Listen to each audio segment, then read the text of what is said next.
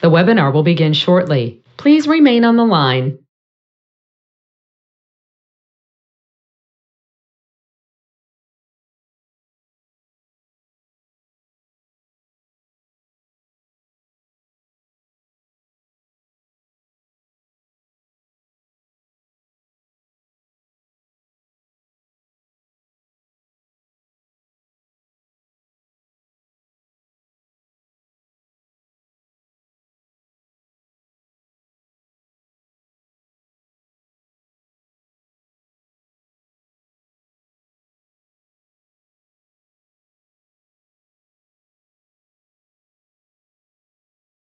The webinar will begin shortly. Please remain on the line.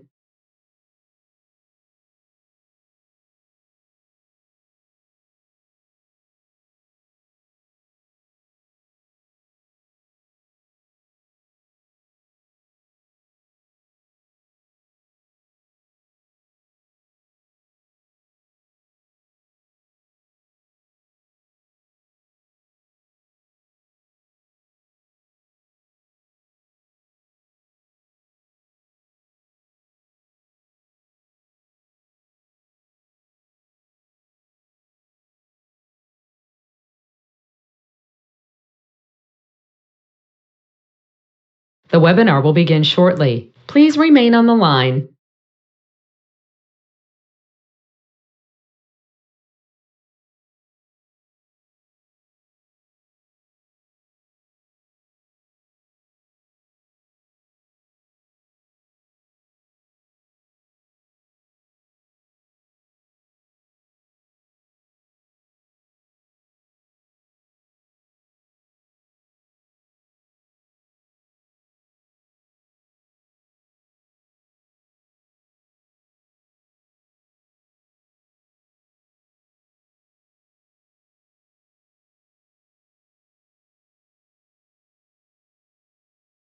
The webinar will begin shortly. Please remain on the line.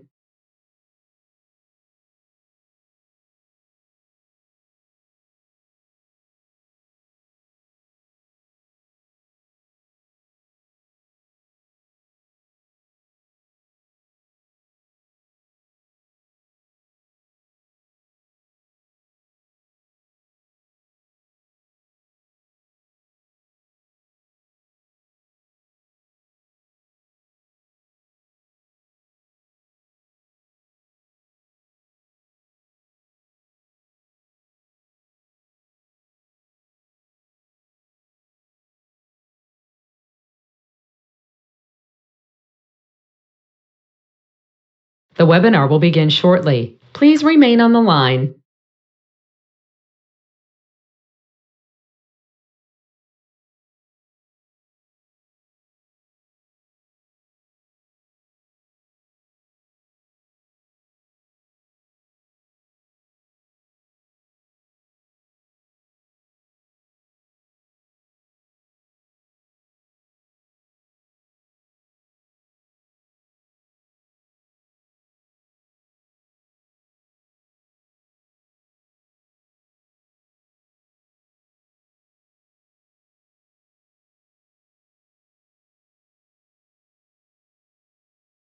The webinar will begin shortly. Please remain on the line.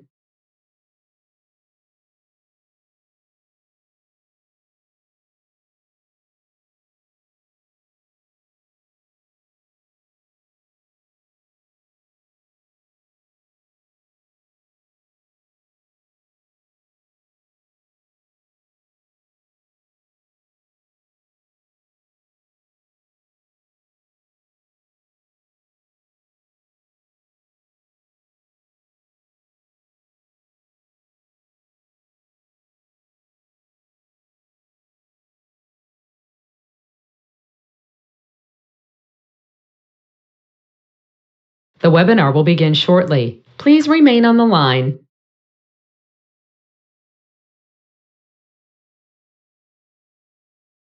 The broadcast is now starting. All attendees are in listen-only mode.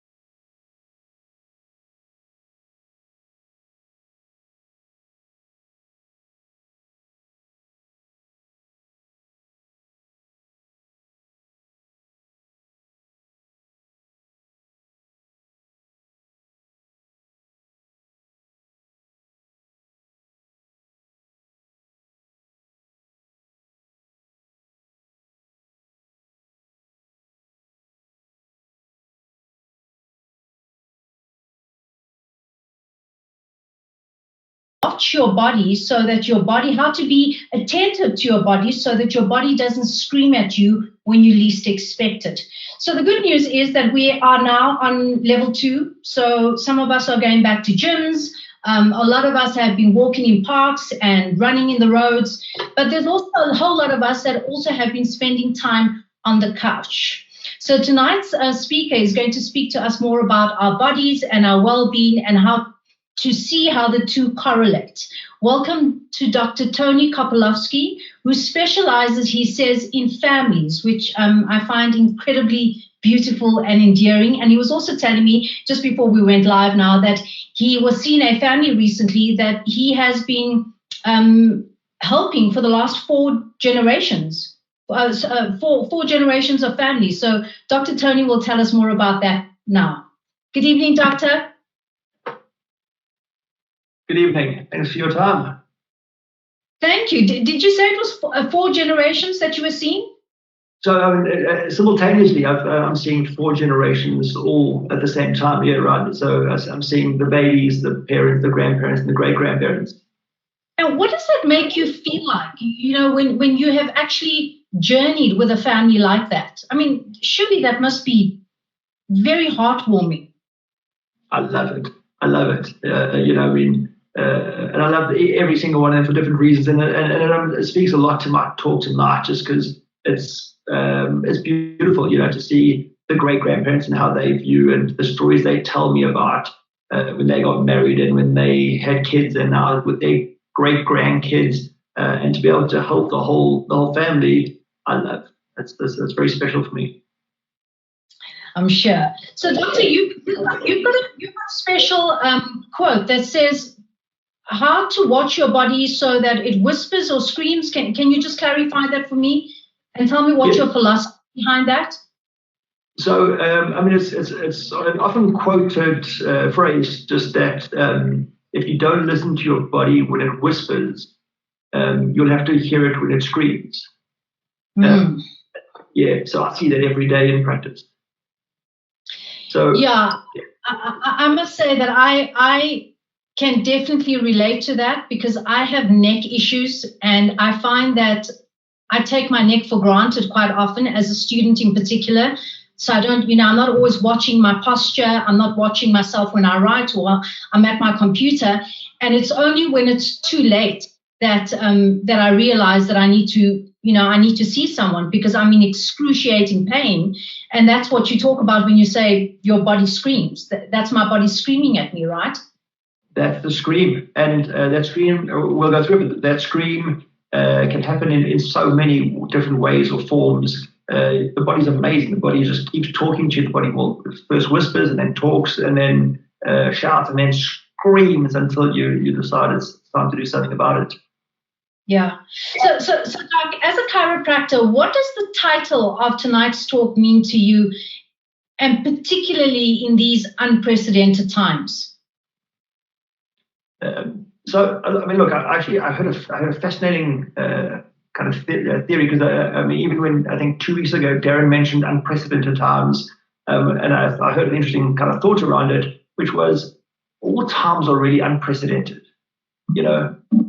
They are before COVID, we've never had a time with this much technology and this much things that have moved so quickly. Where you're getting, for me, I'm getting kids in practice that are 1 year old that can go from TikTok to YouTube to Facebook to Instagram, and they just their passcodes and they can fly around an iPhone better than I can. So in terms of unprecedented.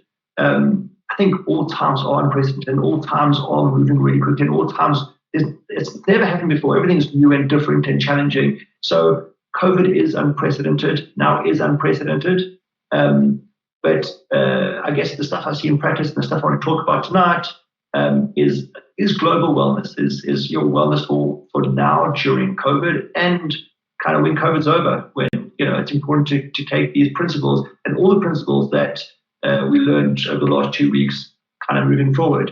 So what it means to me as a chiropractor, I'll tell you kind of 2 quick stories from practice, one today and my second last patient today and another one from last week. was exactly what you just mentioned now with your neck.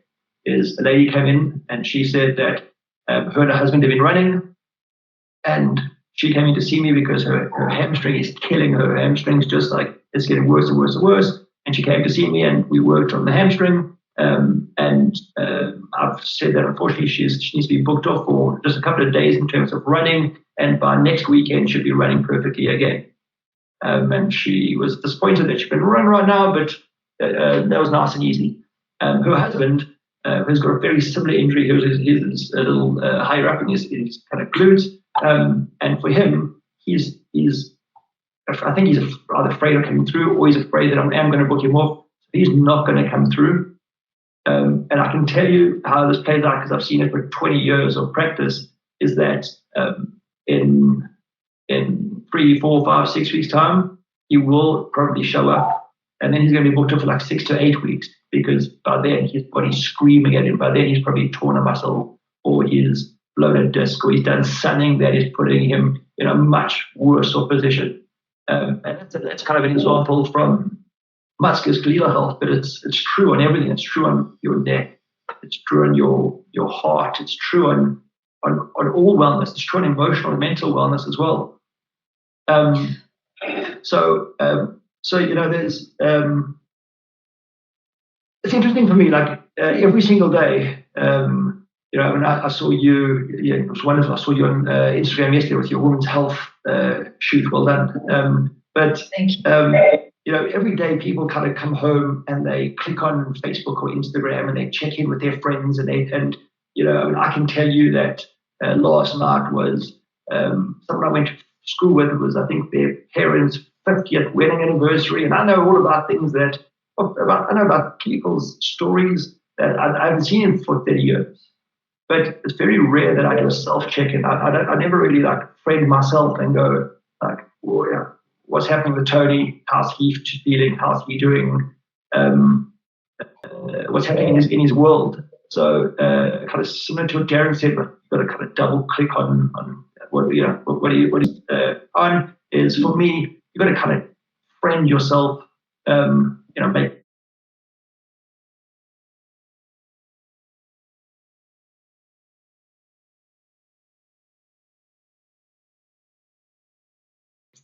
with yourself and listen to the whispers before they become talks, before they become shouts and screams. So kind of the last point on this is, if you're driving in your car and you see one of your lights flash, whether it's orange or red or yellow, you see kind of on the dashboard a light flash. There's an element of panic, isn't there?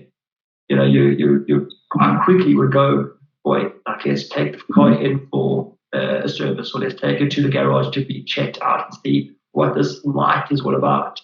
And it should be very similar for you. If there's a light flashing inside your body, you should get onto it. You should check it out as soon as you can. My two kind of pet hates with the way people address it is they'll either take medication, strong medication, to silence the light, to silence the symptoms that are coming through. Which is kind of similar, I guess, to you seeing that light on your dashboard. It's kind of putting like a Band-Aid over the light so you don't see the light anymore. It's not going to resolve the problem. It's not going to take the problem away. It's just going to kind of stop you from seeing that little dashboard light. Yeah.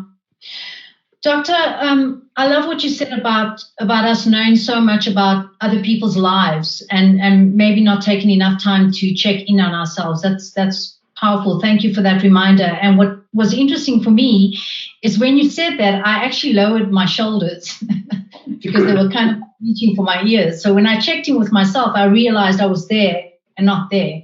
Another question I'd like to ask you, because you were talking about kids, that move so rapidly from TikTok to Instagram and I mean, I actually put a post up about this on my own Instagram account a couple of days ago, saying that I'm so conflicted with this generation because I know that our kids are born into a digital generation, and I have to accept that. I went from analog and transitioned into digital, but my kids are born into a digital generation, and I can't keep judging them.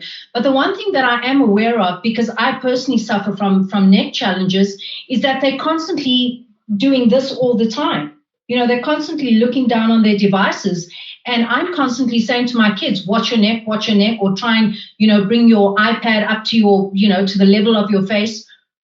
What in your opinion is that going to be like in 10 to 20 years for these kids that are walking around like that? Wonderful for business. That's my word. It'll keep me paying private school fees, but you'll see. I guess right at the end of the presentation, I'll ask if you sort of put up a little slide that will kind of demonstrate what it does now and what the impact of that is. But that does create what's called text neck, and it does flatten out the spine, and it will lead to kind of a lifetime of damage, lifetime of pain and discomfort, on everything that we go through, everything that, kind of talks back to the title of Listen to Your Body When It Whispers. It's very rare that people come into my practice with a traumatic injury, like a car accident or, a drunken fall, or like, something where it's a big trauma or a big rugby injury. In most cases, people are presenting from what I call like the multiple straws in the camel's back, and they'll come and they'll go like, you won't believe it, today I literally just bent down to tie my shoelace and now I can't move my back, or I got out of bed and I turned my neck and now I can't move. And they go like, how can something so small cause so much pain? And it's not really that. It's the days, the weeks, the months, the years of, as you say, looking down at your iPad, looking down at your computer, that then leads to one day you turn your neck and it's painful. Yeah. What are some of the practical tools that you can give out to be aware? To be aware of not getting into long-term injury. Essentially the best thing to do is to do that self-check-in. This is a little cut off the wall, but it's potentially even worth for all our listeners that are out there to do this right now. You're more welcome to participate, as Ray is. Close your eyes and go through in wellness, in medicine. You talk about something called a review of systems, and what that is literally going kind of from head to toe to go like, how am I feeling? And the body's amazing. The body is literally like, it's a storybook. It can tell you everything. It can tell you so much about yourself. And truthfully, people are intuitive, and they've got a great sense of how they're feeling. Often if somebody goes to the doctor and says, something's off, or if a mom comes to a pediatrician and says, something's off with my baby, even if the doctor doesn't find something, the mom is normally right. For you, something normally is right. So a review of systems is, as I said, like go through from head to toe. So close your eyes and go from kind of head to toe, where you're going to go, how's my hair? Is my hair more brittle? Is it falling out? You're going to go one level down. Am I getting headaches? Why am I getting headaches? When am I getting headaches? Is it first thing in the morning? Does it get worse throughout the day? Is it only after I eat certain foods? Is it only if I am very stressed? So that's kind of headaches and pain. You can go through them to your eyes. Unfortunately, I'm ashamed to say that when I'm now reading, I've got to kind of push the text further away because my nearsightedness is going. So, it's a good trend where like 2-3 years ago, I could read things right up close. And that's a good self-check for me, checking your ears. So you can go kind of head to toe with it, or you can go through your systems. You can go and you can look at the stuff that you're eating, your diet and your nutrition. And I know for you, in terms of the stuff that you're studying and the stuff that you have studied, nutrition and supplementation is massive in terms of functional medicine.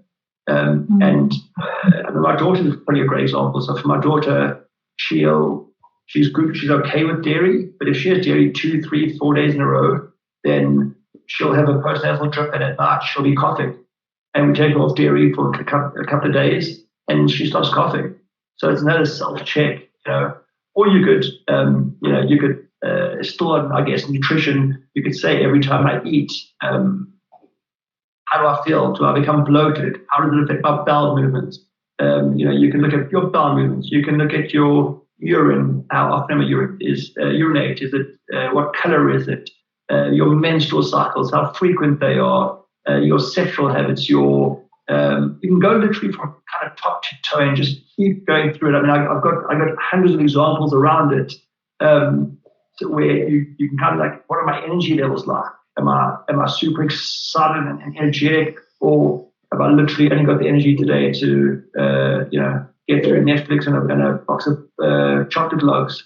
So my recommendation for everybody in terms of practical tools is try to listen to your whispers so that you can keep going and try and understand what's going on with you. Like right now for you straight away had that conscious awareness of your shoulders and your neck. And if you can have that conscious awareness, then you can correct your posture. If you've got a conscious awareness of sleep patterns, that you're battling to fall asleep, or you're battling to stay asleep, or you keep waking up at 2, 3 a.m., then you've got that, you can address that. So my practical advice essentially would be to everybody just to kind of look to see where you're battling, look to see what your daily habits are, what you're doing every day that is going to lead to your more consistent build-up of your whispers, your talks, your screams. So I take it here you're talking about that fine balance line between emotional, spiritual, mental, and physical well-being, right? I know that with my practice, for example, my personal health practice, one of the things I often do in meditation, for example, is exactly what you were talking about. We call it a body scan, to make sure that you go through each part of your body. And what's so fascinating about that, once you draw attention to, for example, your forehead, you'll find yourself either frowning, you draw attention to your jaw, and you find your jaws either locked or not, your shoulders either reaching for your ears or not. And I do find those body scans incredibly powerful. And I try to do it. I mean, I'm not as consistent with it as I would like to be, but I do try to do it when I can't sleep in particular. I go through each part of my body and go, okay, how are you feeling? So yeah, I love that. I want to ask you about any tips that you have in terms of exercise, because often we exercise and we don't maybe realize the importance and the significance of stretching. Is this something you advocate? Sure. I mean, firstly, let's discuss kind of exercise. And exercise, there's a whole movement, choose the pattern, but movement is medicine. Mm-hmm. And it truly is. They thought that exercise was wonderful, and exercise is wonderful, and exercise can do so much for you. And what the research showed, because I'm very research based in my approach, what the research kept showing was that exercise is wonderful for for bringing down cholesterol, for managing your blood pressure, and for weight management. But they couldn't really find a lot of big researched advantages beyond that initially. Now they're finding, that was kind of only 50% of the benefit of exercise. And now they're going through just the most fantastic trials and coming out with just such wonderful research, which is showing the effect that exercise has on your brain, on brain activity, on reducing the impact or the possibility of dementia and Alzheimer's. It reduces the risk of diabetes. It helps control diabetes. It helps control. There's one of the studies that I was going through. They took active men in the army, and they asked him to reduce their step count from 15,000 to 1,500, just to see what we would do. And they monitored those soldiers, and very rapidly they started getting like truncal obesity. They started getting some fat around their abdomen. They became much more resistant to insulin, so they became obviously at risk for type 2 diabetes. And they started reducing their energy, so they were less enthusiastic, they were less motivated. So I mean, it was just like, it's movement is medicine. And then now again, kind of part of it is they're also seeing that although that when you're exercising, it can cause stress. Like if you're running, it causes stress in your knees and your ankles and your body. As an overall body mechanism, exercise reduces inflammation. It reduces a lot of the inflammation in your body. And in terms of inflammatory, arthritis or inflammatory conditions in your body, things that cause disease, it's wonderful. It reduces all that. So that's the exercise part. Stretching, it's the basics. There is some conflicting research. Some people say if you that they don't advocate stretching. In my practice and kind of what I've seen over time is that if you don't stretch, you are a much higher likelihood of getting injured. And stretching is wonderful. Stretching both before and after exercise, and on days you're not exercising. Like for you, just like kind of for that neck when you're studying or when you're writing your thesis, for you to take a small break and stretch out your neck. Yeah. I like what you said about being aware of yourself. And you mentioned a minute ago that running, for example, could cause more stress. And I found that with me actually about 10 years ago, I was struggling to lose weight. And the more I picked up weight, the harder I kept working, only to find out later through blood tests that I had extremely high levels of cortisol. And so the more I exercised, the more I put on weight. And that what I actually needed to do was take a chilled walk in the park daily. And it was fascinating to see that once I started walking as opposed to running, the weight dropped off because my cortisol levels balanced out. Sure. And that's part of listening to your body. There's one kind of thing in terms of listening to your body that I failed to mention, and I think that's super important, especially kind of where we're heading in the next few weeks, is that there are, I don't know how to determine, but silent whispers, if that makes sense. And that's, checking your cortisol levels, checking your sugar levels, checking your cholesterol levels, checking your blood pressure. Those are your silent killers. Those are your silent kind of little assassins that I'm a massive fan of checking those silent killers, checking those things that can cause a lot of destruction in your body. And it's certainly worthwhile once you do your self-check-in every now and again to check out for those silent whispers. Yeah. And if something's not working, to be aware that it's not working and to go and seek assistance. So, Doctor, what I want to ask you is that I'm sure you've probably discovered as well during COVID-19, this pandemic has produced more runners than ever before.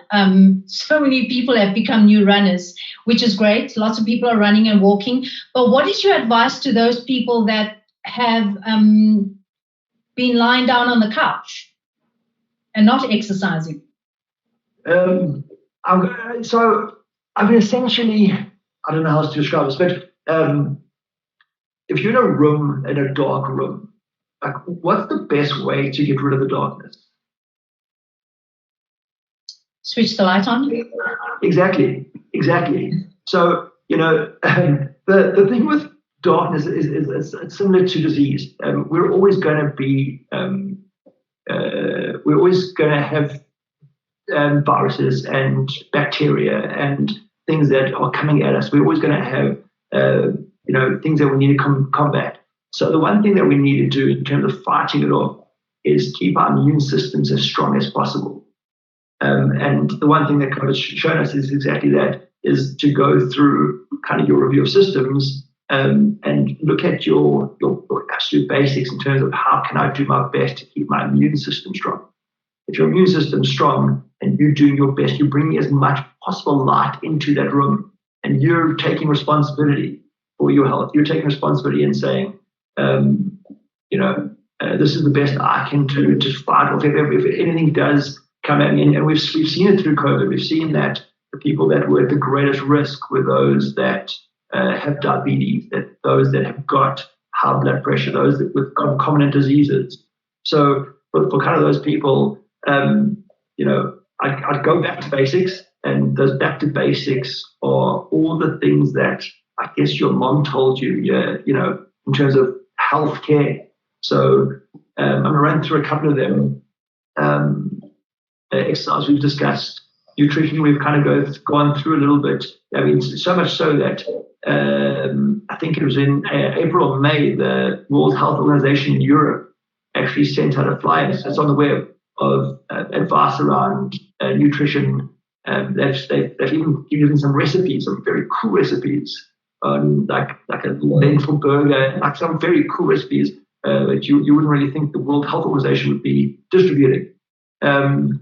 The supplements, I don't get, and I'm sure that as a functional medicine practitioner, you get much more into it.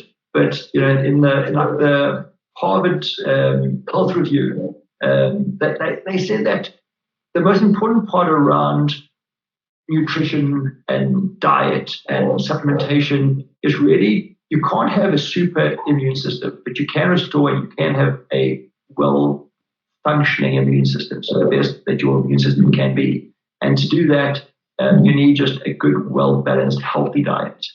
So you need, all your micronutrients. You need to have kind of the full spectrum of food groups. And then if you are lacking, there's some research to show that there's the people that are battling, the people that would do well is people that would supplement with like zinc and vitamin C, vitamin A, vitamin B6. So like all of those would certainly assist. Sunlight's very important. So for those that are stuck at home and those that haven't gone out, they've shown the importance of sunlight in terms of improving health and wellness. The vitamin D and how good it is for your cardiovascular system, how good it is for your bones. I'm sure everybody on the group is, but I'm a massive fan of sleep. And sleep is sleep's integral to wellness. One of kind of the world guru, if you want to find out more about sleep, is a chap, Professor Matthew Walker, and he has written. You know him? I know his work, yes. Yes, I mean he's amazing, and what he talks about in terms of sleep and the impact that sleep has on immunity, on cancer, on memory, on cardiovascular system. He says that there's potentially up to a 200% increase in cardiovascular risk for people that are sleeping only like 4 to 5 hours a night. He says that those that claim that they are functioning very well, it's medically impossible based on all the research. Sleep. I find that so interesting. You come across people that actually will boast about the fact that they can get by on 4 to 5 hours sleep, and I'm like, what are you even talking about? Like, do you actually realize, there's so much that happens during sleep time, so much regeneration and rejuvenation and healing of the cells. You don't want to be having 4 to 5 hours sleep. You want to have your 8 hours sleep because that's where you heal. That's when you heal. Sure. I mean, this is too detailed, I guess, for discussion, but he talks about that your brain develops these toxins, and when you go into deep sleep, it produces a thing called beta amyloid, which helps flush out those toxins. If you don't flush out those toxins in your deep sleep, you're much more likely to suffer from Alzheimer's, from dementia. So, it's crazy. It's pretty similar to people showing off and going like, I'm functioning really well on 3 bottles of whiskey a day. You're probably not. So that's the sleep. People, just kind of to go back to it. I'd also kind of recommend and suggest, posture, whereas we spoke about posture is super important for their immune system, for their functioning. It's controversial, so I'm not going to go too far into it now, but smoking and drinking, which is now allowed again, smoking is just not good for your immune system. It's not good for your wellness. It's not good. There's no upside in smoking. Drinking, there's mixed research on it, but on the whole, if you are going to be drinking it, really, you want to do it in moderation.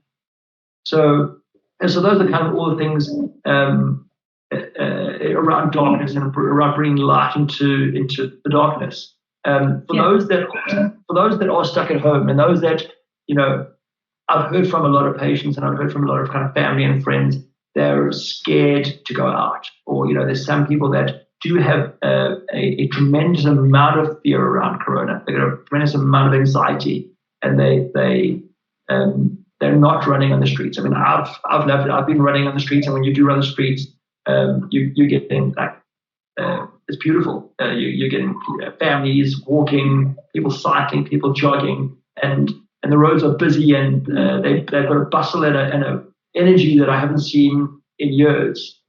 So I'm currently loving the energy on the streets. But for those that are nervous, and those that are not enjoying or not able to get onto the streets, they're not able to treat, there's great opportunities to still exercise and still practice all those basics we spoke about of sleep and exercise and nutrition and posture, and you can still do all of that from home. During lockdown, I wrote an article for a parenting portal on different exercises that kids can do at home. So it's super important for kids that are at home, and then, it included some YouTube videos or some websites that they could do cosmic yoga, or they could post a video where you put a tricycle on indoors, and your kid could still, without smashing out the house, still cycle indoors. And there's so many opportunities for kids or people of any age to still exercise at home. My wife and I on most mornings will do some exercise at home before I go for a run. We downloaded an app, and anyone can do it. It's a free app. I don't know if you're allowed to advertise on these things, but it's a wonderful app. So we've been using like the Nike Train Club, the NTC app. It's got videos. It explains how to do it to make sure that you don't get injured. So for those that aren't comfortable with going outdoors, they're not comfortable with being with any kind of exposure, they should still be exercising. They should still bring as much light into their darkness, so that they've got the best possible chance of staying healthy and well.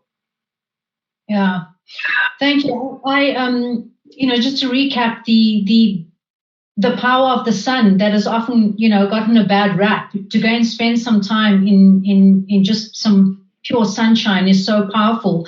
I've also found during this time, it's amazing how many free courses have been put online, including free exercise portals. And I have found personally that I've had a consistent exercise regime in the last 3 months, more so than I ever had before having a gym membership. So I'm more consistent with my training now, since I've downloaded an app as well, than I was. And another beautiful thing I've become aware of, I stay close to Delta Park in Johannesburg, and I've never seen the park as full as I see it right now. I mean, in the many years that I've been going to the park, it's now filled with families, and it's so nice to see that people are coming out and almost appreciating movement, as you say, which is medicine, and appreciating nature more so than ever before. Yeah, it's beautiful. And those free apps are they're wonderful, and you can get them, and you can do all stuff, as I said, from YouTube. You can do so much stuff, and the parks are beautiful. Just to go back a step in terms of sunlight, I want to make sure that there's no kind of misunderstanding for the crowd, the people that are out there. The kind of recommendation around the sun and etc.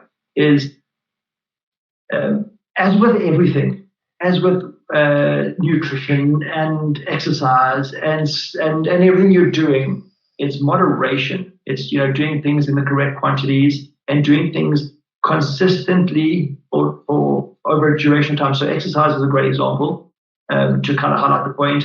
It makes no sense to run a marathon today and then not train for the next three weeks. It's there's no upside in that. It's much more productive to do like 30 minutes 5 times a week consistently over time. So that's with exercise. Same thing with the sun. If you and it's tricky in terms of kind of age or where you stay geographically or the color of your skin. But on average, the research and the recommendations show that just kind of 5 to 15 minutes of early morning sun is brilliant for you. That's obviously without sunblock. If you apply sunblock, it's slightly longer. And then for ladies that are worried about like kind of wrinkles or their eyes or you can wear sunblock on your face, and you can wear sunglasses and a hat for your kind of head and face. But if you're doing that in the springtime with kind of a short sleeve shirt and shorts, you've got at least like a third of your body that's getting exposure, and it's really healthy, good exposure. And unfortunately, that has to be outdoors. So that's when you're in Delta Park and you walk and you're outdoors. For those that are sitting indoors in their lounge with like light streaming through the window, unfortunately, the way that the physiology works is that it's the UV, the ultraviolet B rays that help synthesize the vitamin D in your body, and those don't penetrate windows. So, if it's cold right now, like tomorrow, it's going to be cold, you don't get those UV rays by sitting indoors in the sunshine. You have to go outdoors. Okay, thank you. Sure. Doctor, I'm going to take the opportunity that I have you here and you know a lot about bones. And since we are on the topic of exercise, I'd like to ask you what your take is on resistance training, because I've read countless of research and articles that speak of resistance training being incredible for you, particularly as you get older, as opposed to doing non-resistant training. Yeah, so again, I'm just sort of kind of taking a step backwards, and that's to say that in terms of resistance training, it's the same as the sun, it's the same as exercise. What you want to do is you want to start slowly and progressively and consistently just keep building. I might say that a lot more tonight because I'm passionate about just a slow progressive increase in resistance and slow progressive increase in what you're doing for healthcare. But I absolutely can't give enough praise to the benefits of resistance training, to what it does to your ligaments, to your joints, to your muscles. I'd say my wife is a fantastic example in that she's been training for years and years, and she was at her healthiest and at her best, and at her best when she was doing quite a significant amount of resistance training. It's in one of the studies that they did around exercise, they found that as your muscles got stronger and as your muscles got slightly bigger, what happened was that they burnt up more energy, they burnt up more glucose, they were more functional muscles, which once again decreased your chances of diabetes. I can go on and on and on and on. As I said, I can like a puppy with a puppy with a bow. I can just talk about resistance training and exercise for days. I love it. I told you we might kind of interview. So we've got one question here from the panel that says, from Nicola, she says, how do you check your cortisol levels? So for any of these, so whether you're doing your cholesterol, your diabetes, your cortisol levels, even your blood pressure, my best recommendation for any of these is don't take matters into your own hands. Go see your doctor, go see your physician, let them draw up the necessary bloods. Once you tell them what your symptoms are, they may want to check your cortisol levels, but they may also say it's worthwhile checking your thyroid function or your C-reactive protein, or they may come up with 1 or 2 other tests based on the whispers that you explained to them, based on your self-check-in. You can tell your family doctor or your physician, let them together with you make those decisions, and they'll send you for your cortisol test. Okay, thank you, doctors. I want to ask you one question that I was thinking about when I just met you before we went live, which I have to admit that I was ignorant to. I didn't realize that children go to chiropractors. I thought that one's manifestation of challenges only happen as an adult. Can you please, talk us through some of the clients that you see in terms of children and why they're coming to you? Sure, but I'm going to ask you very politely to interrupt me here, because I will talk until like 3 a.m. around this. This is when I really get excited. I'll interrupt you, guys. So it depends on the age. I mean, like today I saw a handful of patients that were only like 1 or 2 weeks old, and so they're coming in literally from neonates, and a lot of those kids are battling either with colic or with reflux, where they're vomiting a lot, or they're battling with latching. Or a lot of them, are battling with the ability to turn the neck to both sides. So those are your absolute newborns, your neonates. And kind of then, as they start developing, as they start growing slightly, it's difficulty with kind of bowel movements or sleeping, or developmental milestones, sitting or rolling or crawling or walking. And then chronic ear infections, and I mean, in fact, tomorrow morning, and this will really kind of take you into a different realm in terms of your understanding of what chiropractors currently do. Is that tomorrow I work at a special needs school, so I'm working specifically with autistic children, and I'm there for most of my day tomorrow, and we've seen wonderful results with autistic kids. Yeah, so. I would never have known as a parent to take my child to a chiropractor for colic or for reflux. I mean, how does, can you tell me what the link is? Sure. So, I mean, it's certainly not the old school thinking of what chiropractors do in terms of like they just kind of click bones and you walk in and what they used to call prick and flick doctors. So kind of that's gone out the window. And, like I'd say 80% of my consult is really giving parents a lot of advice around how to manage overstimulation in the baby. So a lot of the babies are overstimulated. How to position, how to manage, how to pick up, and how to handle the baby. There's also, and this is kind of linked partly to the overstimulation, is that a lot of the babies we see are in what's, and you'll understand it quite clearly, is in sympathetic overload. So they're in that stress state of fight or flight, and in that stress state, digestion's not as good. In your sympathetic response, your kind of eyes dilating, your heart's racing, and your digestion's not good. And then when you're in your parasympathetic, which they term like the rest and digest, your digestion's a lot better. So a big role and a big part of what we're trying to do is trying to encourage that parasympathetic state and try to reduce sensory overload, try to reduce pain. So all of those play very much into managing these babies. And then some of it's just purely mechanical, where if a baby battles to turn kind of left or right, that's just mechanical. That's just assisting in helping the muscles and the joints have their full range of motion. Wow, you've been right now. That's incredible. I had no idea that I could come to someone like you if my child was going through any of that. That is incredible. And I also have to admit that I certainly did think about chiropractors in that old school terminology that you speak about. It's the doctor that you go to when you want a click or a clack. Wow, that's fascinating. So colic, reflux, overstimulation. Wow, that's amazing. So one of my new patients today, as an example, they really feed very well from the mum's right breast, but cannot latch on the mum's left breast. And it's because they're starting to turn towards that side. They can't get a good latch, and and we see that every day, and we get really fantastic results with that kind of stuff.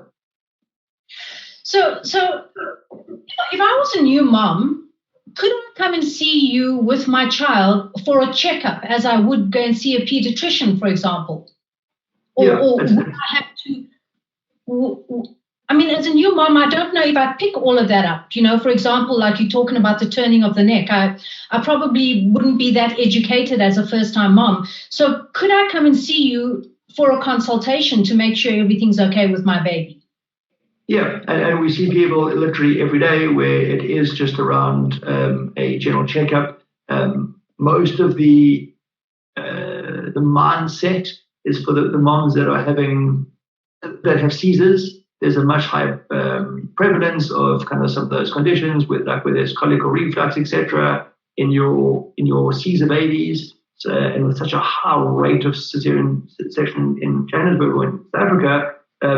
Lots of moms bring their babies for checkups, just for a pure checkup, a musculoskeletal checkup, and more, because we're kind of chatting just off air before, is that historically those would be people that were very pro and very involved in complementary medicine, whereas now I get daily referrals from pediatricians, obstetricians, physiotherapists. So more and more. Becoming a really mainstream way for babies to have that screening, just to make sure that everything's as functional as possible. So, you must remember in the first year of life, babies grow approximately 300%. So if a baby's born at around about 3 kilos, by the time it's the first birthday, they're close to 10 kilos. So it's like 330%. If mom at delivery weighs 60 kilos and try and match the baby's growth rate, they're going to be like 180, 190 kilos by their first birthday. That's how fast baby grows. So, with that in mind, the more you can get baby in as much symmetry as possible, growing as well as they can, and make sure there's no restrictions. They've got their full range of motion of their neck and their bodies. You've got the best chance that they're going to roll properly, sit properly, crawl properly, and be, in terms of musculoskeletal wellness, as healthy as possible. Wow, interesting. So one of the things I found out about myself about 10 years ago, when I started displaying my neck challenges, is that my C curve is inverted, and my chiropractor asked me if I had been dropped as a child or was in a car accident, and unfortunately both my parents have passed away, so I don't have access to this information as to what happened when I was a kid. And so what's interesting and fascinating about what you're saying is, if I had come to you as a baby, that's something you probably would have picked up, right? So you can pick up as a baby, but some of the curvatures are only developed later in life. So when you're born, your spine is very much a C-shaped position as a baby, and then as you spend more time lying in your tummy, which is why tummy time is so important, and in the crawling position, your neck starts actually curving the other way. So in fact, what you probably would have found is not that you were dropped, but more likely that you didn't crawl for long enough. You didn't spend enough time on your tummy and crawling. So I mean, if in fact, I was going to kind of get into it later, but there's also the fact that you presented like this as an adult. I'm going to ask Sophie if he doesn't mind to put up a shot, and this will kind of go back to your question on your neck. It'll go back to the question on you had around your children looking down at screens all day. So I don't know if Sophie was out there. If you can put that slide on the screen. There we go. Not that one. There you go. So look at that, and that's a really clear example of probably what's going to happen to the children that are always watching screen time, and probably what's happened to your neck is that if you're sitting in that very first photo, completely straight up, you've got approximately, as an adult, you've got approximately 5 kilograms of force going through your neck. If you just bend slightly forward, whether it's tilting your chin down towards your chest or kind of poking your head forward like an ostrich. If you just go slightly, which is at like 15 degrees, that 5 kilos jumps straight to 12 kilos. And then you'll see the progression at 30 degrees, at 18 kilos, at 45 degrees, which is kind of looking at your laptop, you're at like 22 kilos. And if you're looking at your phone, which is kind of looking straight down at your phone or your laptop, you're at like 27 kilograms of force going through your neck. And that's not like a just for 10 seconds. That's people can watch a whole movie down looking at their iPad. They can play video games on, at 60 degrees for hours. And you'll know from going to gym, you can manage a 5 kilo weight for a minute or two, but a 27 kilo weight, that does damage. And what's probably happened from that is that's also flattened out the curve in your neck from all the studying you've been doing, from all the work you've been doing, from your masters and from your last 6 years of being a professional student.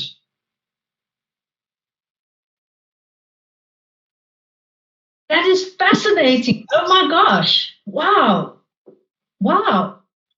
Yeah, so I mean, it's certainly worthwhile, like kind of taking heed of that slide and having a very careful look at those. That always amazes me. The fact that you can have 27 kilograms of force always kind of pushing through your neck, it's got to have some significant impact. I see. I've just got a comment from an audience member who happens to be my sister, and she says that I was actually in a car accident when I was 4 months old. So there we go. Didn't know. There you go. So, Doctor, can you tell me some of the differences that you've experienced with your clients that have been coming in now compared to previous prior to COVID-19? Have you experienced a transition in what's happening with some of your patients at the moment? Yeah, sure. So, I mean, I'm going to stay away from the babies here because, in terms of babies, their life hasn't changed that significantly. They're still, they got potentially some of their parents around more, but more for your school-going children that are doing online learning, as well as your workforce that have been working from home with the kind of online work. I've seen a massive change. So part of that is just their ergonomics and their posture and kind of looking down at their laptops without having their nice big kind of screens in front of them. People that are working from their beds and their couches. There was actually a wonderful article in the Wall Street Journal that documented this, just to see that the sudden rise in lower back pain and in neck pain because of people working from their couch, people working from kind of workstations that are not ergonomically designed. So I've seen a lot of that. I've seen a lot, I guess, in terms of the anxiety and stress.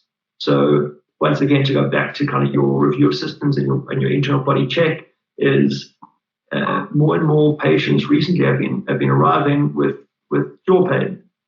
And again, you may not say it's weird for people to present to a chiropractor with jaw pain, but it's because of the anxiety and because of the stress that every night they're grinding their teeth, they're clenching their jaws, and it's from COVID has been devastating. So it's from the anxiety of people losing jobs and the anxiety of what's been happening with the world, and people are under a lot more stress, which is why I think what SyntroP is doing is fantastic. What SyntroP is doing here, I love just to show people that we're doing well. We can do really well. We can come through this, but the more we can control our stress, the more we can control our light in terms of bringing our light into darkness, the better we can be. So, there's been a lot more TMJ, a lot more jaw pain, a lot more headaches from anxiety and stress, and a lot more, as you see in Delta Park, a lot more injuries from these newfound athletes, these people that haven't done as much exercise before and are now running and are now, I guess, your weekend warriors, your guys that are have never run before and are now trying to do 10, 15 kilometers, without building up steady over time. Yeah. So, Doc, I've been asking a lot of our panel about their personal lives and how they check in with themselves in terms of well-being.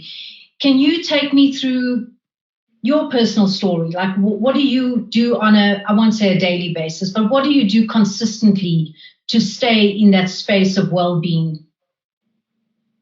I mean, for me, I've got a massive driving force, and that massive driving force is like a crazy, passionate love for my family.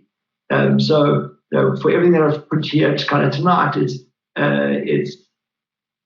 I want to be as healthy and as fit for as long as possible, so that I can see my children grow up. I can see them get married. I can see them like have their own kids, and potentially go to a chiropractor as me being the great grandfather one day. So that's my massive driving force. And kind of with that, it drives a lot of my decisions. If I've got the opportunity to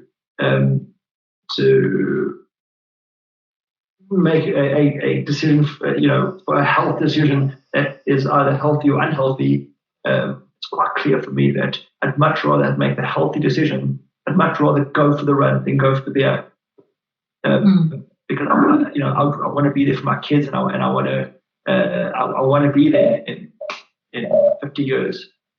So my personal journey is I've got a massive driving force, and so I do a lot of those things that I mentioned in terms of making smarter decisions around nutrition, doing daily exercise, not trying to overdo things, just kind of your basics, your real small basics.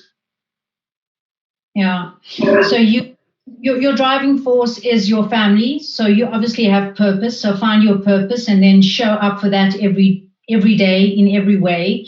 And to take Darren's analogy of double clicking, so tuning into yourself and checking in with yourself and going, should I have this beer or should I have this run? And make the choice that's going to be in line with your purpose, I guess.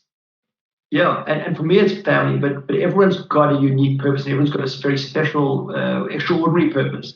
And if you can be in touch with that purpose, that should drive you. That should keep you moving forward in terms of wellness.